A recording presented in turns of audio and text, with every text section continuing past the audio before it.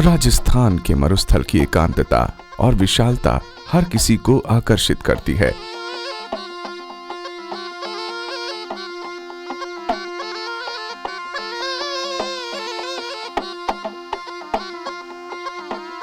इस समूची मरुधरा के कण कण में सुसंस्कारों की लड़ियां पिरोई हुई हैं। बीकानेर से करीब 40 किलोमीटर की दूरी पर स्थित है ये कटरिया गांव, जो स्थानीय लोगों का निवास स्थान है।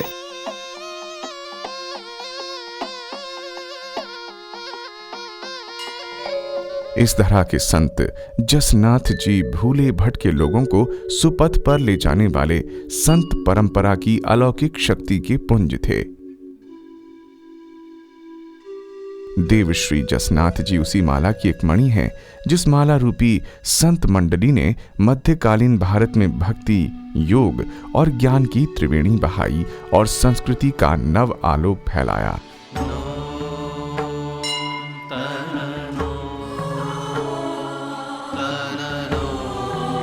जसनाथ जी महाराज जो 1-1.5 साल की उम्र के अंदर उन्होंने अपनी माता को अग्नि का परिचय दिया था। जो अग्नि का वो अपने घर में कोई दूध गर्म करने के वास्ते जो अग्नि का एक मतलब बर्तन वो गर्म कराया हुआ था, वो आग जग रही थी उसमें। भाई वो आग पूरी तैयार हो जाएगी, जल के फिर उस दूध को रखा जाएगा। तो वो माता अपने काम लग गई। तो जसनाथ जी महाराज उस आग के अंदर बैठ गए और बैठ करके 1.5 साल की उम्र में ही बैठ कर खूब उसको खाया, खूब उसे स्नान करा। तो माता ने देखा भी हमारा बेचा जल गया। वो भाग के आके उनको झड़काना, इधर उधर झड़काया। वो आग हाथ में से खोसी तो वो बिल्कुल ठंडी थी, माता को ही नहीं लगी। तो माता ने ये देखा भी ये क्या बात है, ये इतनी ठंडी कैसे हो गई। तो ये आपको माता को पर्चा क्यों दिया कि माता को पर्चा इसलिए दिया, मैं आपके पुत्र नहीं हूँ, मैं आपको बच्चनों का ही पुत्र हूँ। मैं आपके बच्चनों के वास्ते आपके घर उतार लिए आया हूँ। यहाँ धर्म की स्थापना करने के लिए आए हैं। जो लोग दुखी है उनको सुखी करने के लिए आए हैं। तो 12 वर्ष जसनाथ जी महाराज बच्चनों के द्वारा उनके घर पुत्र बन के रहे, क्योंकि उनके पुत्र नहीं थे और वो गोरखनाथ जी और शिव के भगत थे। तो महाराज शिव ने आके यहाँ उतार लिया। इस संप्रदाय का मौलिक गान, वादन और अग्नि नृत्य इस धरती पर पारलौकिक सा प्रतीत होता है।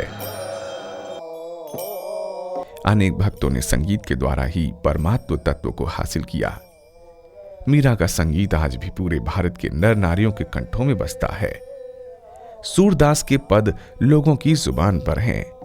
तुलसी का भक्ति काव्य, रामायण की चौपाइयां और छंद हर किसी को भाव सागर उतार देते हैं। इसी तरह जसनाथ पंथ का जसनाथानी अद्भुत संगीत है। ये सर्वथा मौलिक है।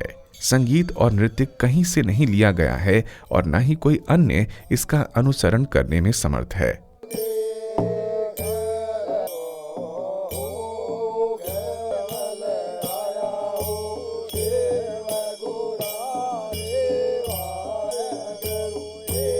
नृत्य की राग शैली विलक्षण और बेजोड़ है। सिद्धों के अतिरिक्त ऐसी राग अपवाद को छोड़कर शायद ही कहीं गाई जाती हो।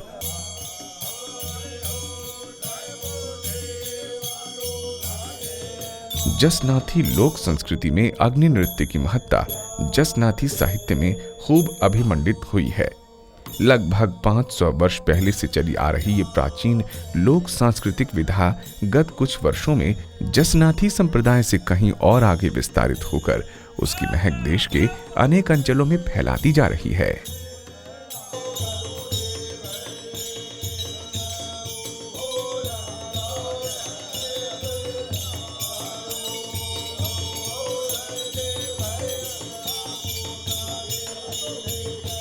वे अंगारों पर नृत्य और गान के लिए प्रतिष्ठित हैं।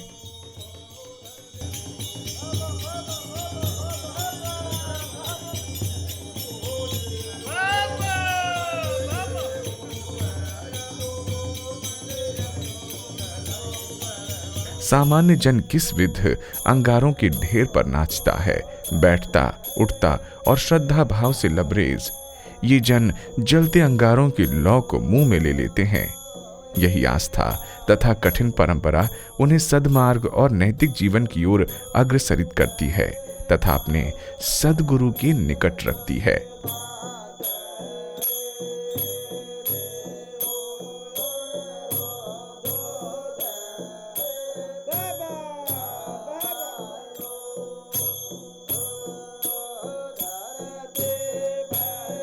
नगारे के ताल पे नाचते हैं और वैसे जो शब्दबाणी बोली जाती है साथ में, वो शब्दबाणी गाते हैं नहीं, उस शब्दबाणी से, उनके मंत्रों से, शब्दों के मंत्रों से जो ये मतलब ओम राग है, ये ओम राग है,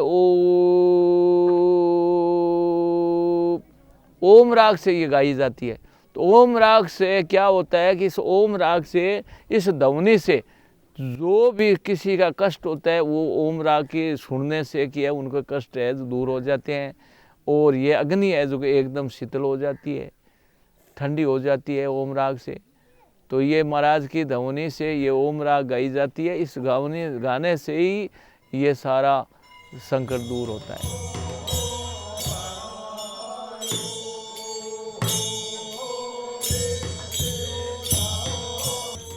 नृत्य के इस दूसरे और अंतिम दौर में वाद्य वादन की ध्वनि और भी तेजी से तैरने लगती है। गायबियों के गायबों का स्वर ऊंचाइयां छूने लगता है। दर्शकों की दृष्टि एकटक नाचणियों पर लगी रहती है।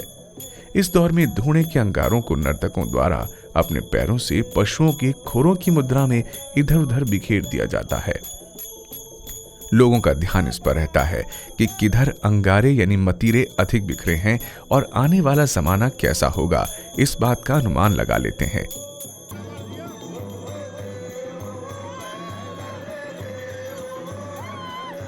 देश के बाहर भी अब इलेक्ट्रॉनिक मीडिया ने इसकी विरलता को 7 समंदर पार पहुंचा दिया।